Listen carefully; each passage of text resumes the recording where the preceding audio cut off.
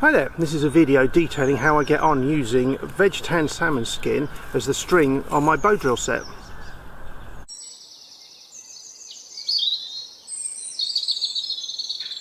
So I've used the Bowdrill a lot in the past. I don't think I'm bad at it, I can always improve, but one thing I've not always used is a lot of different cordages. I've detailed some on quite an extensive blog I did, which I'll put a link for in the notes, but I've never filmed myself using a lot of the other cordages, and this is going to be the first. I've also got a video where I show you how to make vegetan salmon leather, which again I'll put a link on. Right, time to stop the talking and get on.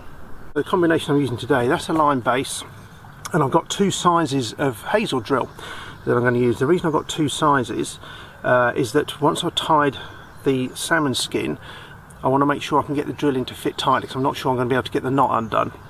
So that's the thinking behind that. This isn't a how-to video. I've chosen a nice day that's quite benign, there's not been much rain, because it's not, oh look, I can light it in any weather. This is just to see if the cordage works as a sort of laboratory experiment. So this is the first bow that I've got. I've used knots to secure the salmon skin, and this one's going to be a flat one, like a sort of like a rawhide one, I guess. So that's that.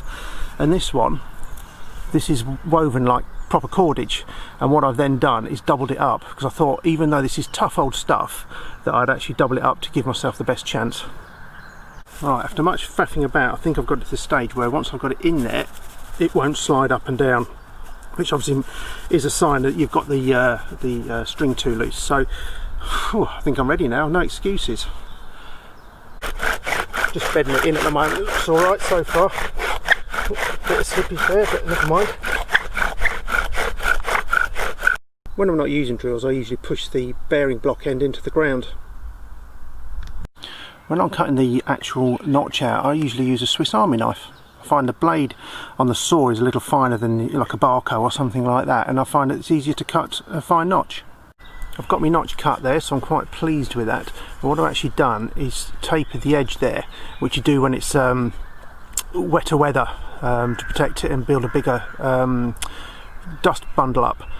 What I'm going to do, as long as the string's holding out, I'm just going to keep going and keep going and keep going over and above what I would normally do, because obviously this is not the sort of thing that you get a chance to do every 5 minutes. Here we go.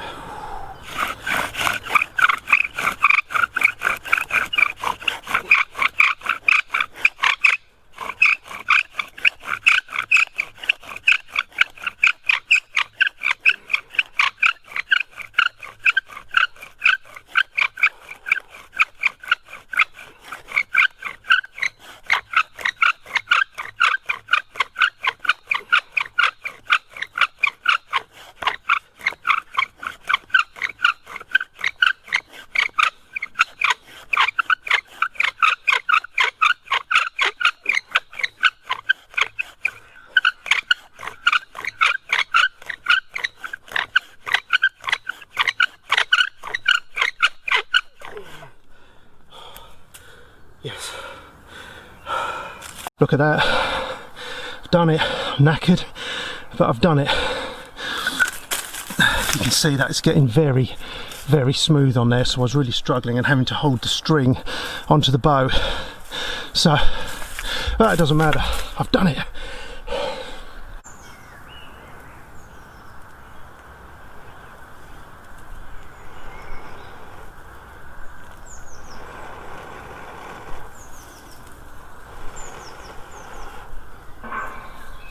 There's your money shot.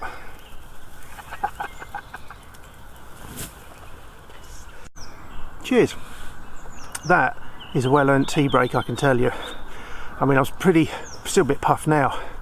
Normally I can talk while I'm doing bow drilling, but I think today, because it's something slightly different, I had a lot of nervous energy burning, like I was going for a job interview kind of feeling when I got up, which is ridiculous really.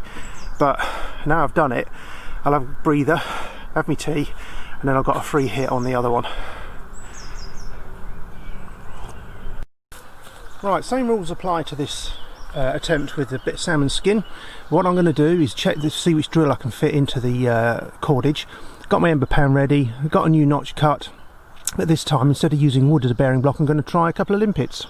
If you're going to use limpets as a bearing block, you need two.